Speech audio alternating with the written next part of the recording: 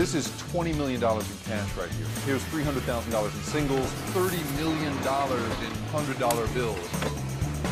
Whether it's cash, gold, or digital bits, we all know that money makes the world go round. And what that money is worth depends on trust. Trust that the engines that power it all won't fail. I'm Jake Ward, and for the first time, National Geographic is going to take you inside the system. Places that you're not allowed to bring a camera, straight into the vaults of the world's largest stash of what you want, need, and bust your butt to get. Money.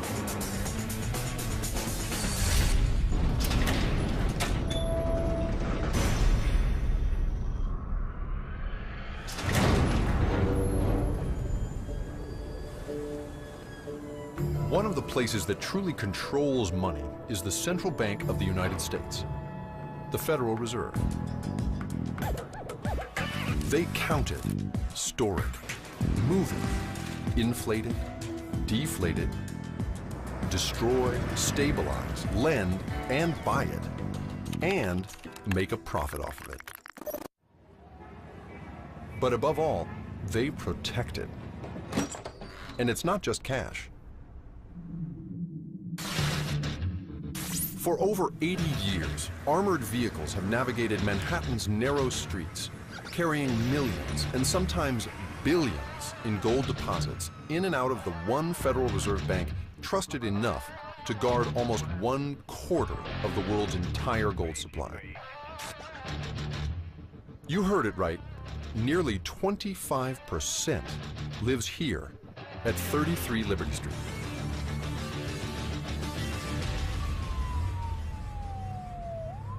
Today, a hefty deposit is on its way in, and this driver is the first line of defense.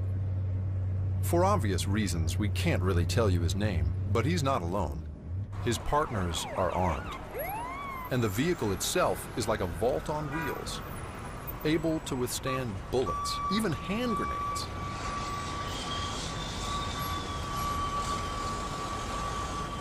Delivery is a well-choreographed and deadly serious exchange between the driver and the Federal Reserve's police force.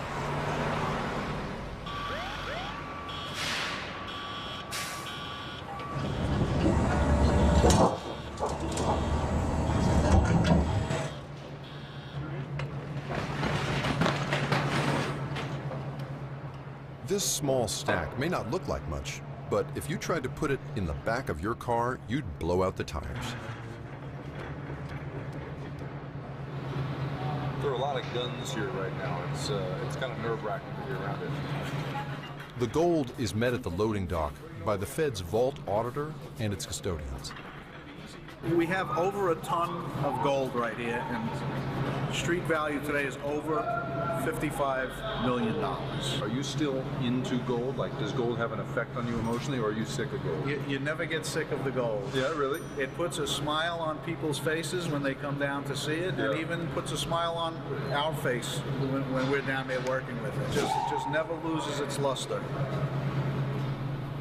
Our camera crew is making a normally smooth exchange a little hectic. They're obviously a little nervous about it because this is a first. There's not a lot of hanging out with the gold just sitting here. After sorting out who's allowed to go inside with the cameras, they get down to the business of making the deposit.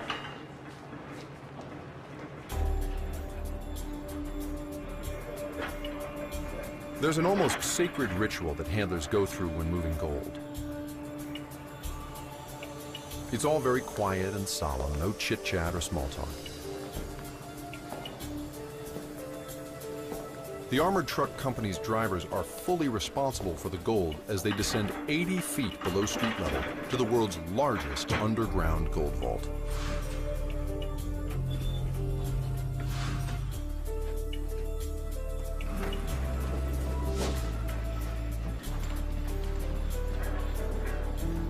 Only at the entrance does it officially become the keep of the New York Fed. And this is the way it's been done since the Fed first opened the vault in 1924.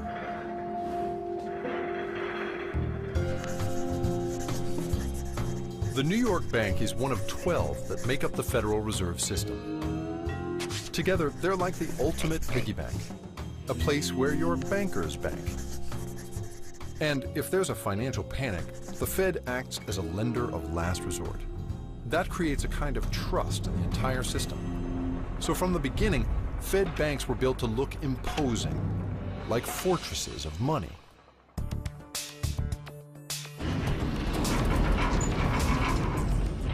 The New York Fed's vault rests on bedrock to handle the weight of the gold. Engineers dreamed up an ingenious way to guard it. A 90-ton steel cylinder that revolves vertically in a 140-ton steel and concrete frame. When it rotates, it drops 3/4 of an inch to create an air and watertight seal. No one person is given all of the combinations or keys to the various locking systems, so someone is always watching.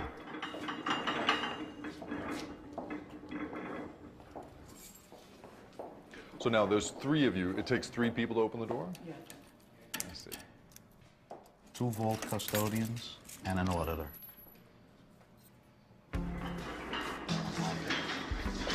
Welcome to about a quarter of the world's official gold supply.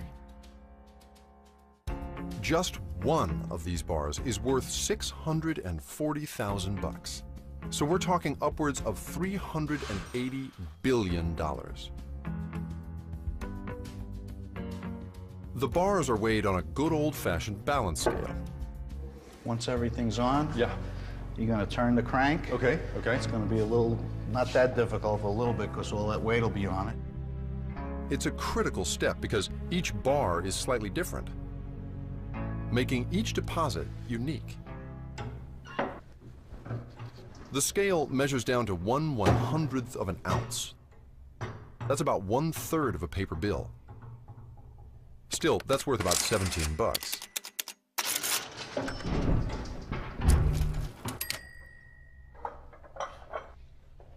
Ron here has stood as guardian of the gold for 40 years. This is the year in which the bars were cast. This is the purity, and this is the maker of the bar, the assayer, and this is a serial number. Each bar has to have its own serial number. What happens if you drop a bar like this on your feet? If you don't have this on, you'll be in the hospital. Yeah, you think? Yeah.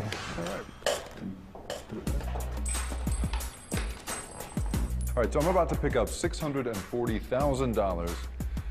That is a life-changing sum of money. Whoa, whoa. It is so much heavier than you think it's gonna be. Gold is very dense. Wow. So whose gold are we handling right now? Country, central bank. Do you know? I mean, can we tell from looking Oh, at no, this? we can't tell. You can't tell me? No. I see. There are rules about that kind of thing. The Fed's discretion and intense security are so trusted that few depositors have ever even asked to see if their gold is still here. So let's say that, you know, one of these bars got out of the vault, God forbid, and out into the street, and somebody melted it down. Would there be any way of identifying this gold again? Not if they melted it down. No. But if they tried to sell it like this here, they would find out. For thousands of years, people used gold as money. And why not? It's shiny, it's pretty, and like the man said, once you melt it down, it's untraceable.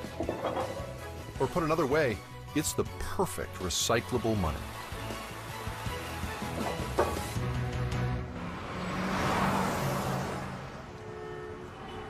One of the places where this precious metal's given new life is New York's Diamond District. On these 2 blocks of New York, $24 billion in cash changes hands every year. We've negotiated access to get behind the storefronts to see how everybody from low-end street dealers to high-end brokers are dealing in gold.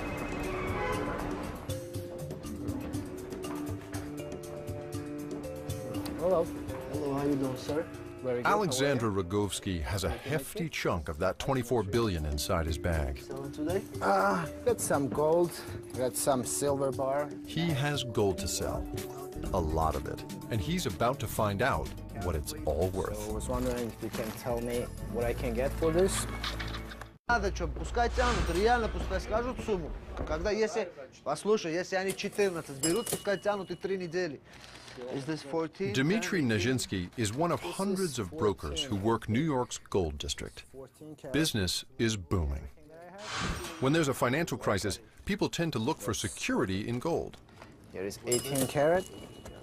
Yeah, it goes up and down, but now it's better than other times because it just came up from 1,500, so you're selling it at the right time. In 2010 alone, the price of gold hit record highs 22 times. We pay top dollar for your gold. The gold comes in from all walks of life, so it helps that Dmitry can speak 5 languages. You come back here, okay?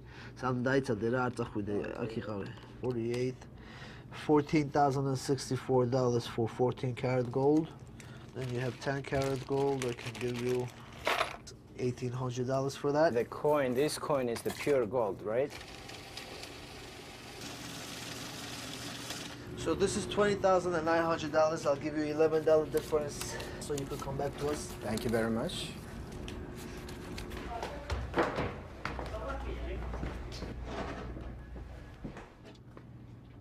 Dmitry? Yes, hi. I'm Jake. Hi, how How are are you? you? Very nice to meet you. to meet you. Thank you for having me. Sure. And how much do you see in a day? How many people come through here? In a day, it depends. It could be anywhere from 5 to 50, 70 people a day. What happens to the gold once you've got it, right? You buy a day's worth of gold. What do you then do with it? Once we buy gold, let's say we buy, this is about $25,000 worth of gold. Okay. Once we buy this gold, we melt it down to a small brick, and then we have it tested and sell it. Can I watch you Sure, melt it down? definitely, sure. I'd like to see it. Now most of the jewelry we have is 14 karat. The nooks and crannies of the gold district are full of places like this. Millions of dollars flowing in and out. Some, like Dmitry's, even have a foundry in the basement. How are you, my friend? No! Oh my God, you serious? It's the mayor, this guy. Please, man, I wanted to melt it. Not ready? Okay.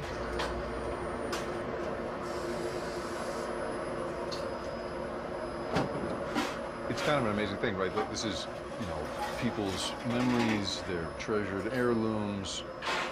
Some of it was in the ground 1,000 years ago, some of it was a pair of earrings 1,000 years ago, and now it's all been melted back down again, and someday it will be somebody else's heirloom. It's crazy how liquid this really is.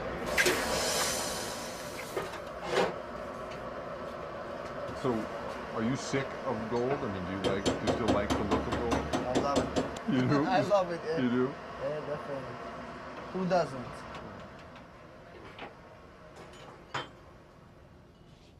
The gold that leaves here is recast and reborn as another person's treasure, continuing to make money along the way. And sometimes that treasure is a lot closer than you think. Every couple of hours, trillions of dollars change hands. All that money used to be backed by gold, but not anymore. Today, our buck is backed by a promise from the U.S. government. The fact that it all works based on trust alone is simply taken for granted.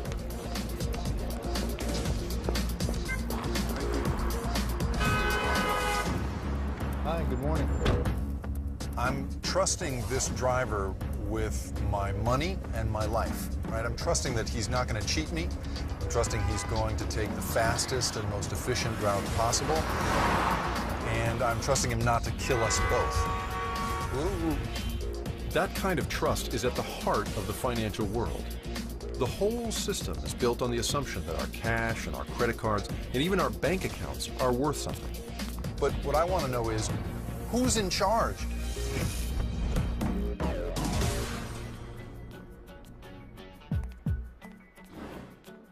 I've come to Washington, D.C. to meet the head of the entire Fed system. He's been dealt some of the most difficult cards in the history of finance. You said that Mr. Bernanke just happens to be the most powerful nerd on the planet. The Fed that was responsible for this. Sure, the Fed played a role. Federal Reserve Chairman